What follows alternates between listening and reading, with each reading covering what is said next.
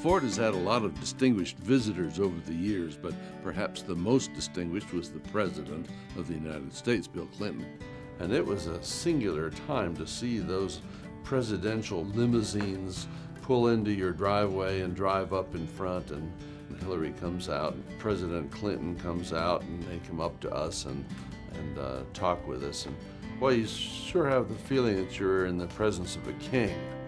When I started this, and my dad was really down on the idea, I think he would have been so proud to have seen the President of the United States step out of his car and come up and shake our hands and enter our fort and bring his other guests here.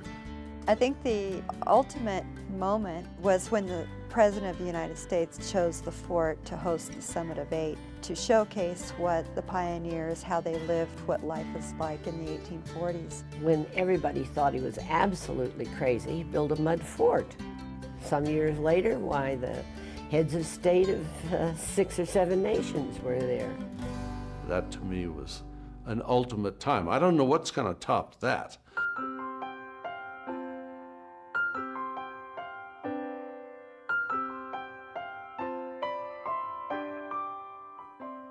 I came from Pittsburgh, Pennsylvania, and I spent a lot of my time there until I was 16 or 17. My parents grew up in Pennsylvania. Peter Arnold came to Philadelphia about 1760, and he married a Dutch woman that he met on the boat. He had come from England, and the boat went to Rotterdam and then across the Atlantic, and he ended up married by the time he got to the shore. So I had both English and Dutch ancestry. That's where I sprang from, and I grew up with a great taste for Pennsylvania Dutch cooking. I love that kind of food. I get big thrills out of sausages, bratwurst and weisswurst and knackwurst and any kind of wurst. I just like them all.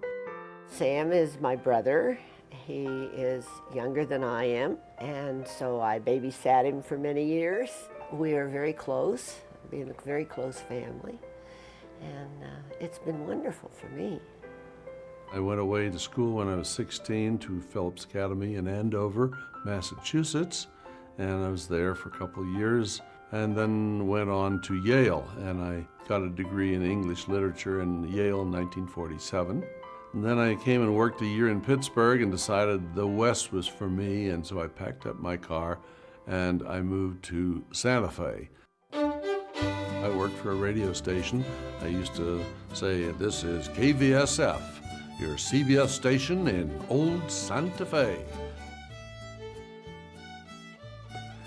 And then I looked around to see what Santa Fe didn't have, and it was a toy store. So we opened a toy store and didn't know a darn thing about retailing at all. And we learned the hard way for the next 2 years. The "we" was my first wife, Betty. And Betty had come from Georgia, and I had met her during a Yale Glee Club trip to Florida at Rollins College. And we were married in Santa Fe. She flew out, and we were married in the Episcopal Church across from La Posada. And we lived in Santa Fe for 3 years. The toy and hobby shop was not very busy. We'd have whole days where we'd sell nothing. And eventually we started just eating out of the cash register, 50 cents a day for food apiece. We'd go down to Tony's You and I Cafe and have the boiled beef plate. But we were very, very frugal with what we had. And then eventually I thought, well, a young man's got to go somewhere where you can make a career. In late 1950, we decided to sell it all out and move to Denver. My father and mother were going to build an adobe home because they were married in Santa Fe in 1948, and they loved the adobe architecture, and they were also fascinated with Southwestern history. We were driving past this property, and there was a sign out in front of this big rock, and it said "Ideal Motel Site, Deep Artesian Well." And so I called the fellow, and I bought it from him. We decided to build our house on it, and We were at the library one night looking up adobes and adobe buildings, and there Betty turned open a book, and were the two pictures that Hebert drew, a Lieutenant Hebert in 1845, and these two pictures were of Bent's Fort. And my wife said, "How'd you like to live in something like this?" And I thought that, gee, better be open-minded, and I thought about it and said, let's do it. And that's how it began.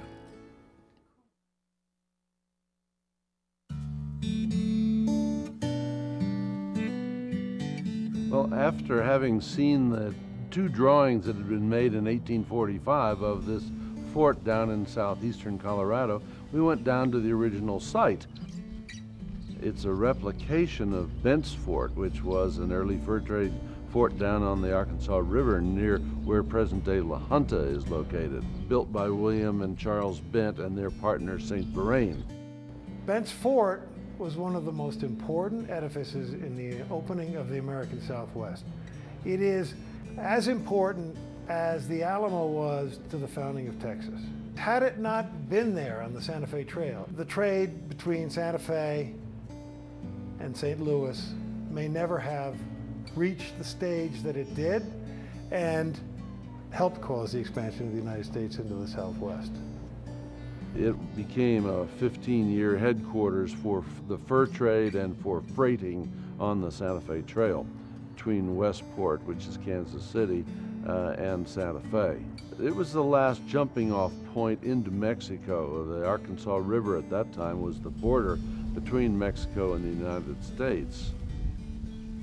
There was a marker there, and there were some low 1 or 2 brick high walls that had been built by an archaeologist in 1954 to outline where they had been excavating. But basically the original site had nothing on it. But we measured the excavations, and we found that it was 138 feet across the face, and it was 180 feet long. And it had big towers on opposite corners so that you could cover 2 walls from each tower, or all 4 walls. We thought it was a really interesting design and it might make a good home. So we went shopping for money, and the banks all laughed us out the door. You, an advertising agency owner, building a new house out of sun-dried mud bricks in the shape of a fort on a secondary highway outside of Denver, and you want us to lend you what? I eventually found somebody from the Small Business Administration who said, well, we would guarantee 80% of the loan if you find a savings and loan that will go the other 20. And I did in Golden. And so we got construction money, which I had to match 50-50. We started to actually construct the adobes in the spring of '62. And then the first thing that happened was a great gully washer of rain that came down and destroyed a week's worth of bricks. We learned to really cover them up after that. And we brought a crew of 22 men up from Taos, New Mexicans, and we made a big brickyard out in the back here. We put straw down, strewed straw across it, and then you take a window frame type of mold that would make 4 bricks at a time. You'd soak that overnight in a stock tank full of water and then put the form down on the ground, and a man with a wheelbarrow would take it over and he'd dump the mud into this form, and then the men would pat it into the form and then take a 2x4 and pull across the top, shearing off anything that was higher, and that made the bricks. Then after a few minutes you can just lift up that form. The Mexicans say that the brick goes to sleep. There's a point at which suddenly it just is gelled. 4 men can make 1,000 bricks a day. After 3 or 4 days, you tilt the bricks up on their edges so that they will dry on all sides. You stack them and cover them so that the rain doesn't get them. And then after about 3 weeks, they are load-bearing. And our bricks here were especially strong. And we puddled 80,000 adobe bricks here on the site. each 14 by 10 by 4. So you put a 14 and a 10 together and you get a 24-inch wall. We poured a bond beam, a reinforced steel bond beam, on the top of each level or floor of the fort. So in case the earth should shift or something, why the thing is all held together very strongly. If a wall gets washed out, why it'll still stand. We worked 10 months stripping all of the bark from the vigas and using adze and foot adzes and the tools of the early 1800s. Our architect was Bill Lumpkins, and Bill gave instructions to the contractor not to use a plumb line, but rather just do it by line of sight. Well, of course, then your walls tend to go a little bit like that, but that gives a certain charm to the building that it wouldn't otherwise have. And all through the building, we took hand planes and we planed the woodwork so that there were no machine saw marks on them. And that's the way it would have been in the 1830s. All in all, we have calico on the walls to keep the ladies' hoop skirts from rubbing on the whitewash of the walls, and we have decorative beads that were done to just give a little relief from plain planked ceilings, and we've done our research work to see what they actually did in those days, and we've tried to duplicate it. And to us, it's important that the beams are hand planed. And it's important that the adobes be real adobes and not cinder blocks.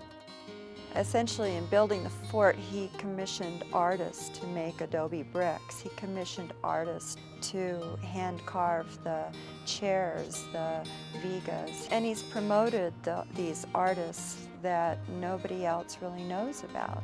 He's someone who, using his limelight, puts others into the limelight. And I think that, to me, is one of his greatest achievements. Well, Sam is a man of very high principle and integrity. I've just, never have seen him waver very much from what is right, and I respect him very much for that. When we first planned the fort, we were waiting for the doors to arrive. I had ordered them in the middle of the summer, and they were supposed to be delivered in September. And September came and no doors, and October came, and then the cold winds came, and then the snows came, and I called on the phone a number of times and was always put off. And finally, we had a big snowstorm, and here all of the entryway doors were just covered with plastic visqueen, and the plasterers couldn't get it warm enough and dry enough to dry the plaster on the walls, on the inner walls. And so I called up Elidio and I said, Elidio, where in blankety blankety blankety blank are those doors? And this funny little Spanish voice came back over the phone from Taos to me and said, oh, Sam, people in hell are always wanting ice water. Well, that was right. I did want ice water, and he said, they'll be along the end of this week. And sure enough, the doors finally came, but I always remember people in hell are always wanting ice water, and that was funny. Elidio's dead now, but his steak lives on our menu as the Gonzalez steak.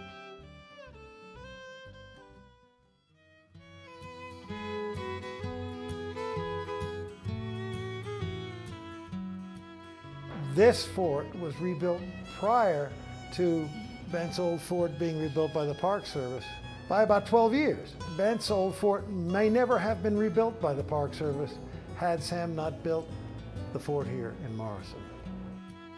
Originally, the concept was to build a home, and then when we got into this project, it was obvious that it was much too big for a house for a husband, wife, and 2 kids.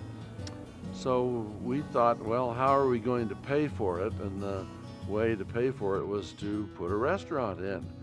We moved upstairs. We found our apartment and our living quarters, and the first night we slept on sleeping bags. It was mystical. The sounds of the wind howling through the rocks and the moonlight and the lighting in this valley was very profound.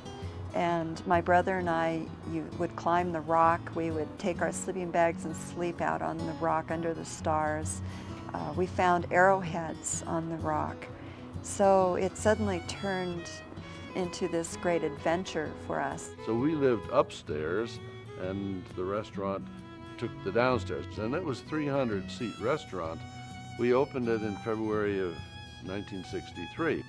The Denver Post ran a Sunday feature in the business pages, and we had some 5,000 people just descend upon us. The day went on and people just poured in because of this Denver Post story. It overwhelmed everybody. I had always been a cook from the time I was a small kid, but the fort was the first time that I really had the problems of feeding a large number of people. And I learned the day after Thanksgiving in 1963, when we had a house with 300 people here, and they were all pounding on the tables because the food wasn't coming out. And a professional chef that we had not timed it right, and he was, in the first 2 hours of Thanksgiving, out of food. He had no more turkey, and I said, Nick, where's the food? Well, it didn't work out the way he had planned it, and we were out of food, although I had been warning him for 5 days earlier that we had 800 people coming that day. That was a bad Thanksgiving.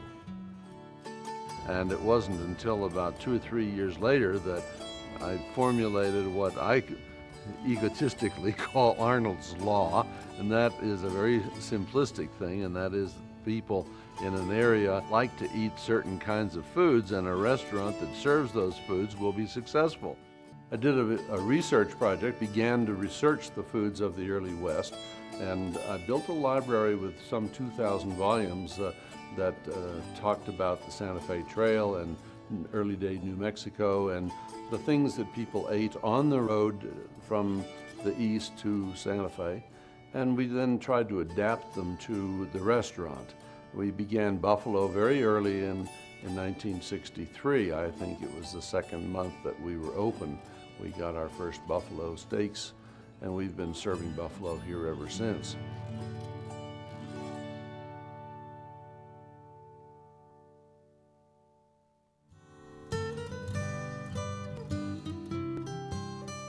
The trip to the Denver Public Library, where we discovered the 2 pictures of Bent's Fort, was the beginning of a whole new right-angle turn to our life. It was not that we didn't sort of have an overall interest in history, but suddenly we had a real focus, and that was first Bent's Fort in its 15 years of life back in the 1833 to 1849 period. The opening of that meant then the Santa Fe Trail, and the Santa Fe Trail meant Santa Fe history as well, the New Mexican culture, the relationships with Spain, with Mexico, the westward migration of America. We discovered that that was a whole period of time that was really, really exciting here in Colorado. We call it the Golden Age, and it was before the gold miners in the 60s and 70s. This is the period from 1830 to 1850 period, about a full generation in there, where the fur traders were out here. They built forts. There were 4 forts built on the South Platte just north of Denver. Then Bent's Fort was the hub of a real empire that extended down to Amarillo, Texas, and west to the Gila River in Arizona, and north to where Fort Laramie is today. There's a lot of interesting information about Bent's Fort, how they made hailstorms on the 4th of July. This was a primitive mint julep with whiskey, a little bit of sweetening, and some fresh mint from Timpus Creek, and that's down by the Arkansas. And they traditionally drank hailstorms on the 4th of July. And so hailstorms become a major drink for us here.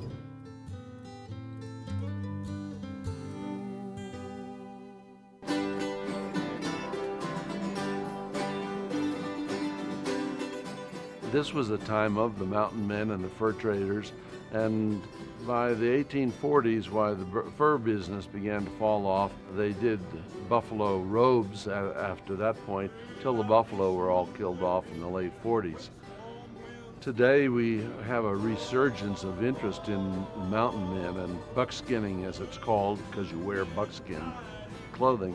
Buckskinning is called America's fastest growing outdoor recreational sport, and you'll find bankers and lawyers and bricklayers all in their buckskins on weekends going out to primitive areas and having a nice stay over the weekend, living the old primitive life. In the first days here, we had Kit Carson's granddaughter, Miss Leona Wood, who had retired from Newstetter's department store, where she'd been a buyer and a sales clerk for years. And she was Kit's last genuine granddaughter, and she had grown up in La Junta, Colorado, where Bent's Fort was.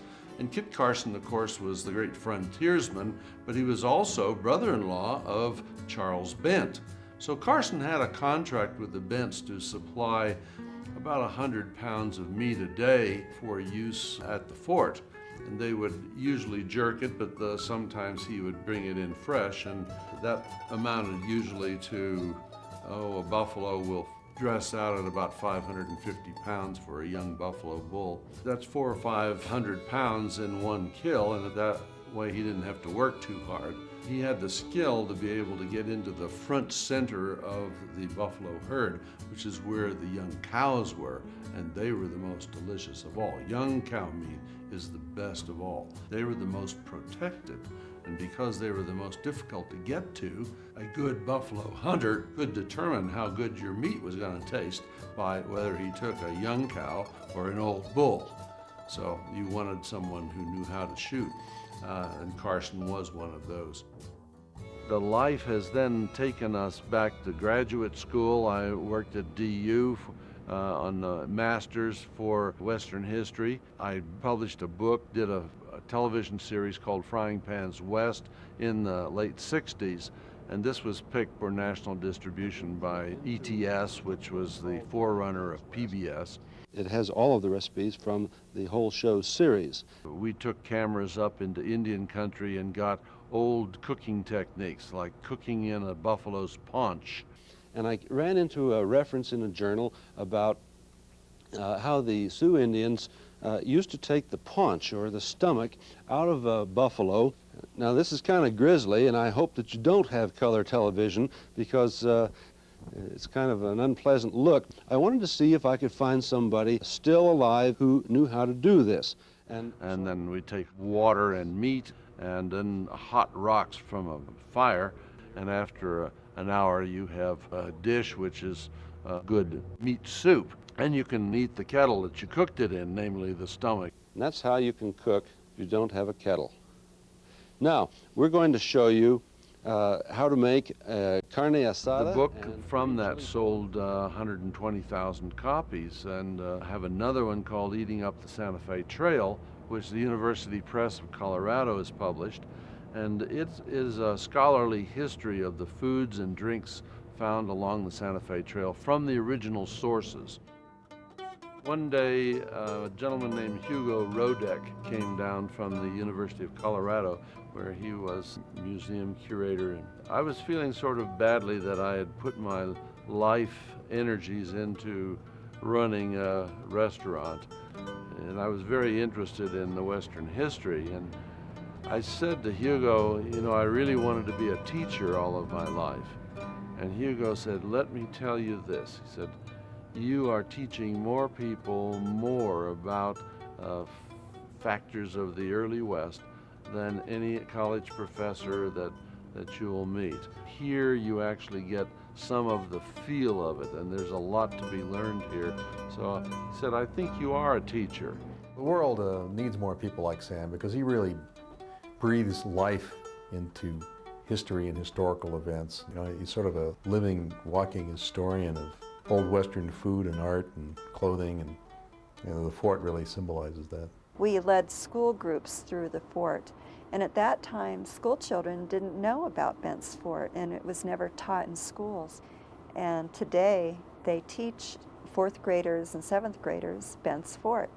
And I think it's a real tribute to my dad, because he shed the spotlight on this period of history, and nobody else had done that before him. He's really very, very active in all of the local history programs.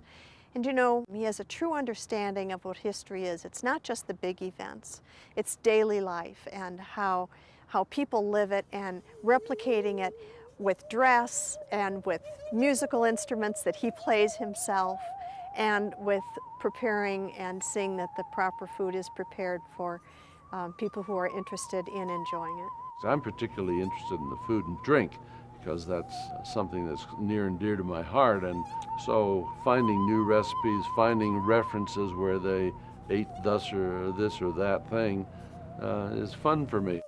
It'd take an hour to get here from Denver in the 60s, whereas now it's only 20-25 minutes, but with the freeways. But in those days, it was a large restaurant to have outside of Denver.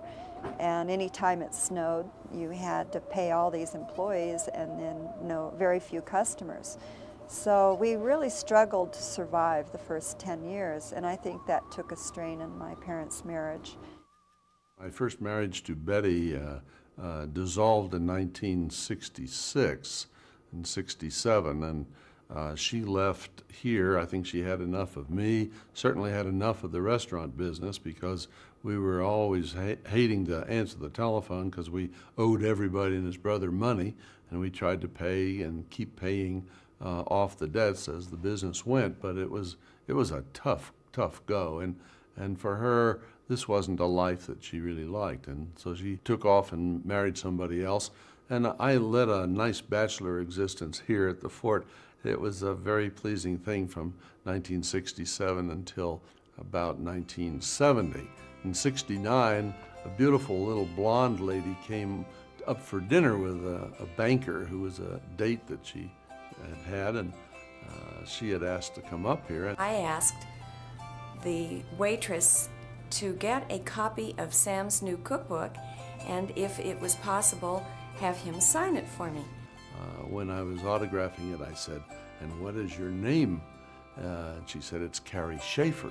And I said, "Oh, is it Miss or Mrs.?" And I said, "Oh, well, it's Miss." So after we had our dinner, he said, "Wouldn't you like a tour of the place?" My date is just growling and snarling and gnashing his teeth. But Sam gave me a perfectly fun tour of the whole place, and he was just charming. I called her a week or so later and took her out to a Thai lunch at the Chata Thai. But I knew he was married to Betty, and so I didn't think anything further about it, even when he said, "Well, what do you do?" And I said, "Well, I was an artist." And he said, "Well, sometimes I need some artwork for my advertising agency." And as I left my office, I said to my partner, if this guy thinks that because he is up in a little mountain town and I'm down in the city, I don't know he's married, he's gonna have a surprise.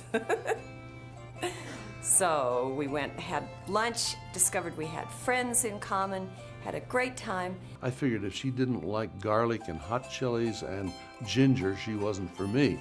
Well, she loved garlic, hot chilies, and ginger. And then on the way home, he said, "Well, you gave me your office number. Now, how does one call you after hours?"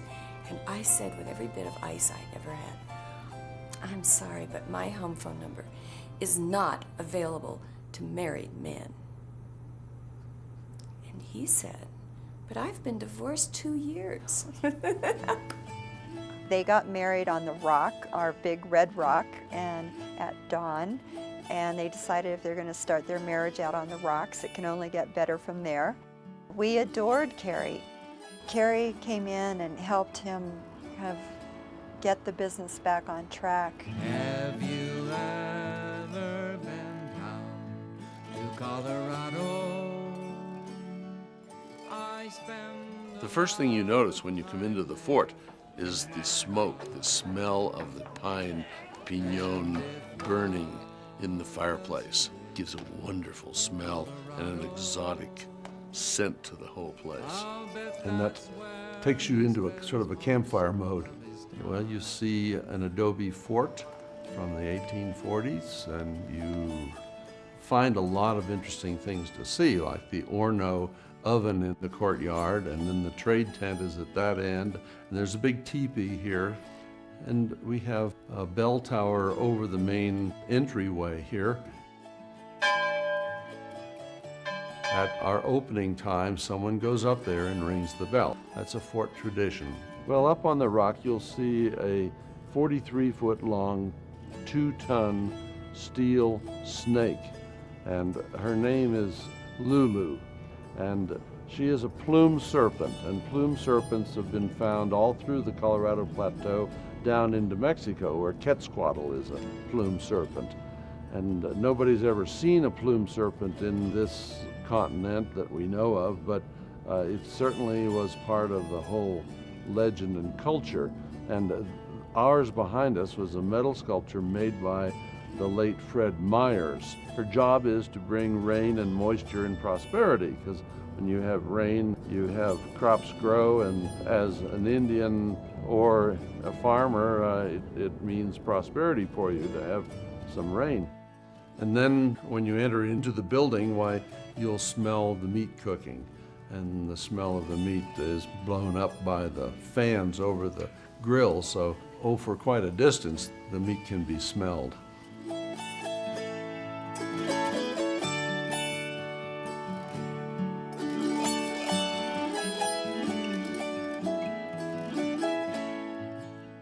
The reason that we all are in costume here at the fort is because we're trying to replicate the 1830-1840 period.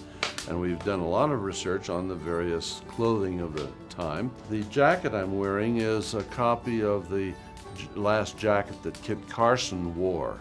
And this piece of metal that you see at my throat is called a gorget.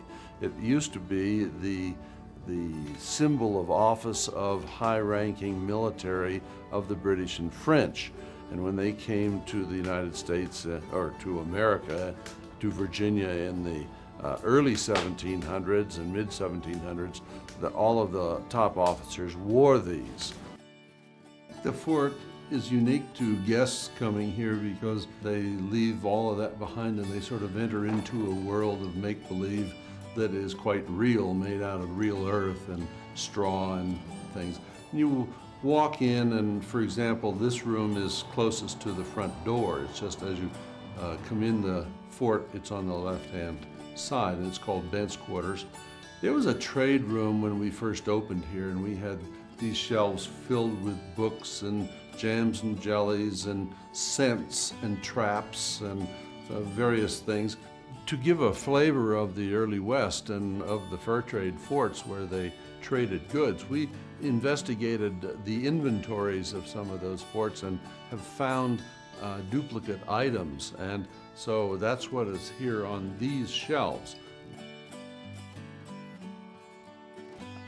We try to find things that are authentic to the period. Sam is probably unique because of this wonderful combination of total creativity and yet commitment to historical and really traditional values, and consequently he can meld things together in a way that makes them memorable for people who might not be interested in the basic history or old traditional ways of doing things, but when he approaches them in such a creative way, he makes them new and fresh for people. At the fort, you actually get the whole entire experience. There's the atmosphere, the building, I mean, the landscape, everything shows what it was actually like to be in the 1830s and 40s. So, I mean, that's what I really like about the fort. I think he taught me a lot about living life. What I said is that he's enjoying every moment. He's not the typical businessman. This is not a routine job place. Everything changes, everything is a little different. We do our own sausages called boudies. That's a buffalo sausage, and the name from the old French boudin. The American trappers couldn't pronounce those foreign words, so they called boudin boudies, them boudies. And we do a great number, about 3,000 Rocky Mountain oysters a week, which is a full gift of 1,500 angry young bulls. We have certain old standbys, like the Bowl of the Wife of Kit Carson, which comes on the menu in the fall. And that's it. That's the bowl of Kit Carson's That's wife. the bowl of the wife. Got to change you the name of this dish. Now here's one that I just finished, and why don't you Right have here. a little taste of that? Okay. My father would go up to someone and really encourage them to taste something that they haven't ever had, and he'd say, oh, it's just like the first kiss. The cheese and the avocado, it's better than the first kiss. Kit Carson had a good wife. Sam has taught me to not judge anything without trying it. Mainly, I mean, with food-wise, I mean, I've learned and tried so many different things that if Sam wasn't my grandfather, I would have never tried. We hope that people, when they come in, will sort of be able to go into another world, another mode, and we do serve unusual food, but it's not anything that is difficult tasting. Our food tastes good, and we only serve wild Arctic musk ox and rattlesnake and other things in a way in which they really taste good. We do have trade whiskey that we sell here, about two gallons a week, and it is good Jim Beam whiskey that is flavored with red pepper, black gunpowder, and tobacco juice. One of our chefs said that this place has more complexity and diversity of food preparations than just about any restaurant anywhere. People like the fort because it's the only one of its kind. The food is unusual and fun, and yet not so off the wall that people won't eat it. It's the old foods of the New West, or the new foods of the Old West. He's taken the things that the pioneers ate, the settlers, and changed them so that they're much more modern. A real bag is sort of the food west of the Mississippi, but people would be amazed to know that I know a lot about other foods from all over the world. And I have a cookbook library of about 1,500 cookbooks, even back into the 18th century cookbooks. He's passionate about not only foods, but where foods come from. Food is the international language to connect with other human beings of all walks of life. As he said, recipes are like roadmaps. How you start and where you end up depends on you. His roadmap leads to connection with other people. He touches millions of people, and every night when we serve dinners at the fort, it's his research of foods that connect people to history. I think when people come here, they look to see what is here, and some of them see it on the surface, and then others see it in various degrees of depth. And we have a lot of different layers of history built here. We have some artwork on the wall, the Audubon original prints of buffalo, and for the person who's knowledgeable, as an architect or someone like that coming, or a historian, why, they find a lot of levels of interest. Like this Orno is an Indian bread oven, and we had an enjaradora come up from Taos, and she built this for us, showed us how to build it, and we bake bread in this in the summer times and cook cookies and also do roasts. And then we have a big cannon out in back, and we used to bang off that cannon down across the valley. It's a 6-pounder. The barrel weighs about 900 pounds, and it would shoot a juice can full of cement 2 miles. But we still love to have cannons here, and on the 4th of July and on New Year's Eve, we have cannons firing for several hours repeatedly out to the east. He taught me something which I could have never learned at a cooking school or at a restaurant. It's not the kitchen, which is just the part of the operation. It's all the service and the atmosphere and the kind of food what you're bringing out and the kindness you're bringing to the people and the warmth and the love you bring to your customers. If you see Sam, how he treats his customers, you could think they're all his best friends. They say, oh, your restaurant is wonderful, your food is wonderful, he's in heaven. I think his major goal is just to make the world a wonderful place to be. He loves to look at people, to talk to people, to interact with them. People whom he's very related to, whom he loves, or even people whom you've never seen before. For example, if we met somewhere in the world and we went to a food market and we could spend hours there and he was talking to the people, and even if he didn't know the language, he talks with his hands and talks with whatever. He really enjoys people of all walks of life. This is a welcoming sign in our courtyard. The top line is in Southern Cheyenne, Indian, and then it's in Russian, German, Spanish, French, and in Japanese.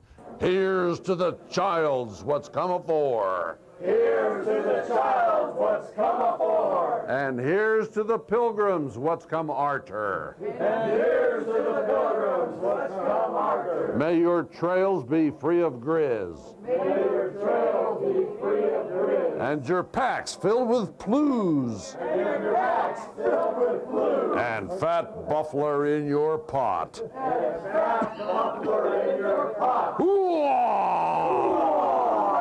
Right on.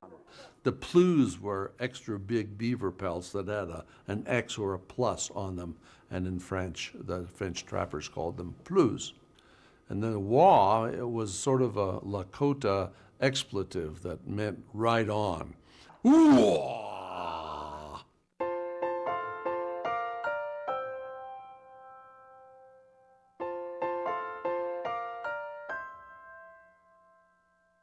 Over the years, we've had a whole assortment of different animals that have lived here. We had a bear here named Sissy, and she was a black bear. We got her as a cub in 1963, and she lived out in the courtyard for nearly 20 years. She ended up a 500-pound bear, would stand 6'4" on her back legs. So when I was 10 years old, we would get in our VW van, which had a roof, a sunroof on it, and we'd bring Sissy Bear with us, and she loved to put her head outside of the sunroof as we were driving down the highway. Well, Sissy loved maraschino cherries, and so we would very often take a guest out there, Sam Twining, the Twining Tea people. He was here once, and he held a maraschino cherry between his lips and went up to the bear, and the bear would very ever so gently take the cherry from him. He used to love to take her up on the road, and all the people would stop to see the black bear, and then we'd lead our customers down into the restaurant like the Pied Piper, and he'd take Sissy Bear down to the bar and give her a Coca-Cola, and she'd sit drinking a bottle of Coke while he was drinking a beer. And she would belly up to the bar and put her elbows down on the bar, and we'd give her a bottle of pop.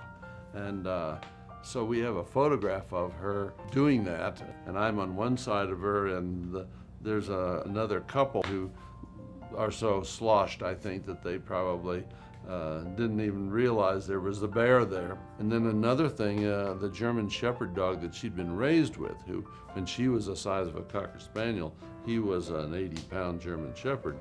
She and Lobo had a very, very good thing going. When the guests would come into the courtyard, well, they'd see the bear over there, and they'd go over to visit with the bear, and the dog would come in, and they would start a terrible fight. And the dog would leap at the bear's throat with its fangs all out, and the bear would dance back and swat at the dog, and they'd chuff at the dog, and they'd put on a real bait the bear act. One day, Lobo was gone for about 3 days. He was found down in the field trying to make his way back home, and he had been chewed up by, I don't know if they were coyotes or a badger, something had just bitten him all over, and he was very, very sick. And on late Saturday night, the bear started pacing back and forth, and and I didn't know what was the matter with her, but she just paced back and forth. And we got this call Sunday morning from the vet saying, "I hate to tell you, but your dog died during the night." And that was over in Golden, and no doubt whatsoever the bear knew it. And you wonder what kind of connection there was. She was fun, and I miss the nice smell of her fur. I really just liked that a lot.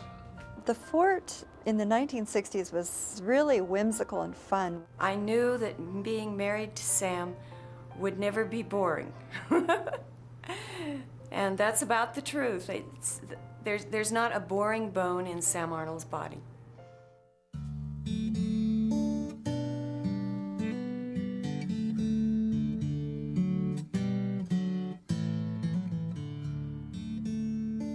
We have all kinds of special events that go on through the year, and many of these we've created ourselves.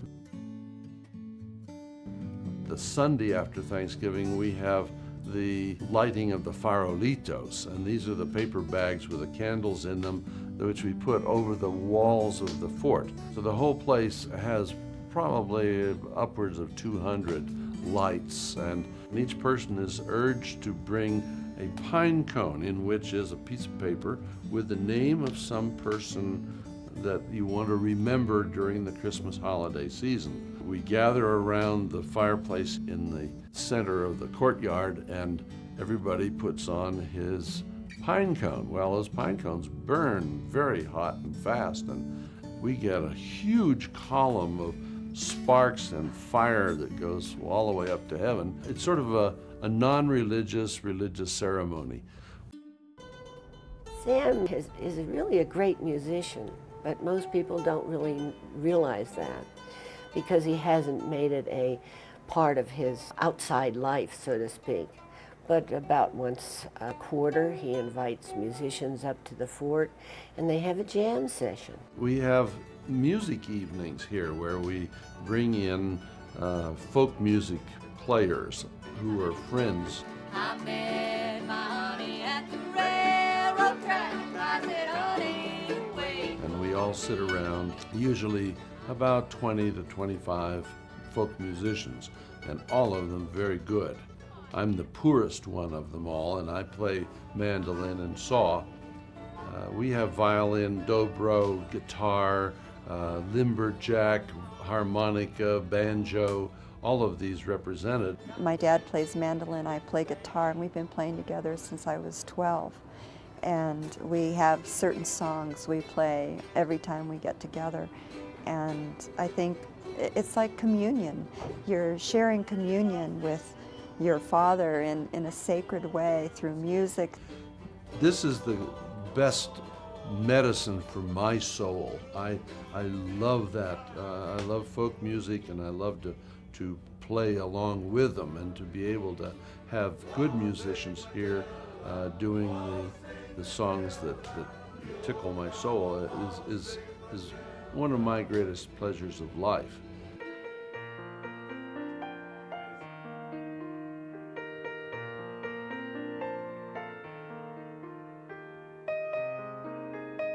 There's nobody in the West, and especially in Western historians, who hasn't been at the fort. There's so many who've eaten here, but there's a lot who spent the night in that teepee outside. From about 10 o'clock at night, when you go to bed after a big meal and 3 or 4 hailstorms, until about midnight, it's the most romantic thing you and your wife have done since you were young. And about 3 in the morning, she wants to kill you because it's absolutely freezing cold and you're sleeping on the ground. And so you can be here, and sometimes you think you're in mid-19th century, and other times you're in the beginning of the 21st century. And that's wonderful about this. And again, there aren't many gathering places in the country, certainly west of the Mississippi, that have that kind of ambiance. The food is our main product, and the rest is ambiance, but a fun place, because it's like when you sit out here in a moonlight night and the fire's burning and you look up to the sky and the moon, and you're surrounded by adobe walls and that big rock up there, you think, oh my goodness. People all over the world know about Denver in some cases because of the fort. And there aren't too many folks in a city of almost 2 million people who can claim to have done something that is that notable. When Carrie passed away, it really was a real tragedy, but again, the fort went through another transformation. When I offered to become my father's partner and carry on the fort and to keep it in the family, There's a lot of development now in the valley. We're no longer way out in the country. We're now part of suburbia of Denver, and we own 100 acres surrounding the fort, which we are protecting, and we've leased the land to a woman raising horses to protect that sense of open space. It's been such exciting times for me because I'm taking what my father's vision is and what it was and reliving it and expanding it out into our community and expanding it even further. Holly and I decided to start a nonprofit foundation called the Tesoro Foundation, meaning treasures. And we felt that there are a lot of good artists of the Old West who spend so much time trying to find a market for their products that we're good marketers, and if we started a nonprofit organization to help them, then they could spend more time at their craft and less time trying to be out there hustling and marketing their things.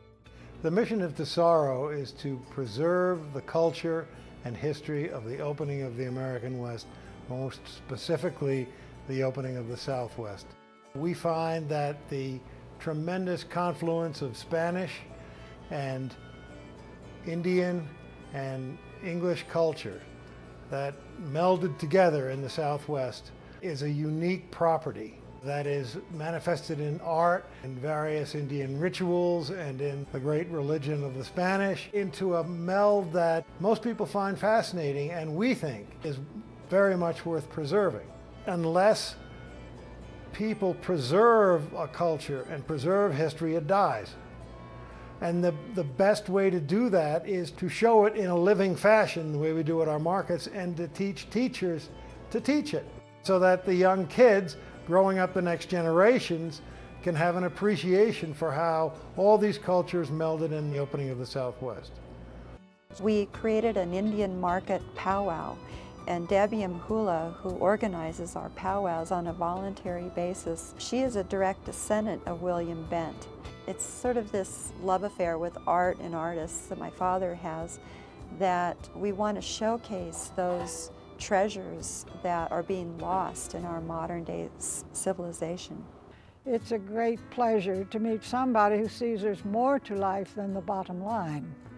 So yes, I suppose I have a somewhat socialistic view of him, that the common man should not be overlooked or forgotten, and the beauty in the world should not be ignored. And so I think Sam makes a real contribution there. He is a revolutionary in a way, rather going into the corporate world. He got enamored by the idea of having this restaurant, the Fort. Now, no real blue-blood Yaley does something like that. Well, that shows that he had courage, too, which is one of the qualities we admire. And we rather like his rebellious streak, since we're inclined to be rebels ourselves. It brings one together. One of the problems with much of the West is people try to make it a pale imitation of the East. And so they don't write about the history of the West, what makes the West special.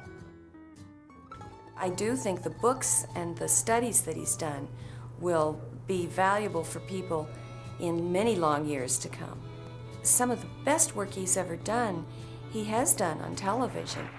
All right, here is Chef Arnold, who is something of a legend in the Southwest, has all the exotic recipes the pioneers used, all in this book called Eating Up the Santa Fe Trail. He's one of those great treasures in our world, and what makes him so unique and so special is that there aren't many others like him.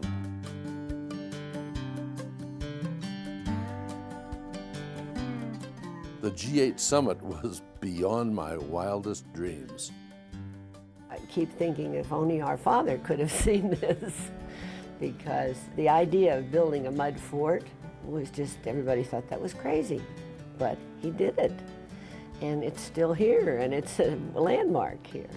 I was very grateful to them for bringing the group here. It was an experience of my life that I really will cherish ever after. It was a real poignant moment for my father because my father's father, my grandfather, always felt my father was irresponsible by building the fort. And he thought he didn't send him to Yale to be an innkeeper, as he put it. And so here was my father with the President of the United States and all the leaders of the world coming to see the fort and dine here and share that experience. And to me, I think that showed my father what an incredible thing he created. It no longer did he have to feel that he may not have served the purpose or followed his calling in his life, because that really was the moment which defined his purpose. Sam passed away in June of 2006 after a great meal with friends, and just lay down on his bed and went to sleep. And it was a beautiful passing, just the way he would have wanted to. Bay died before Sam, and she wanted to be buried here. And so behind the rock to the north of the fort, there's a lone pine tree under which Sissy Bear and Lobo are buried. And Bay was buried there. And when that happened, Sam said, I want to be buried here. And prior to Bay being buried there, their son, Holly's brother, Keith, had been buried there. So now the three of them are together in this most peaceful scene overlooking the 100 acres and then overlooking the southeast Denver skyline. Holly, who owned 49% of the fort operating business at the time of his death, now owns 100% of the fort and has been running it as a sole proprietress since June of 2006, and doing a wonderful job. One of the last things that Sam told me was that he thought that Holly was his greatest creation. Well, the old mountain men used to say, "Shinin' times," whenever they had a really good time. And so we've adopted that sort of as part of our whole being here at the fort. We try to give people shinin' times.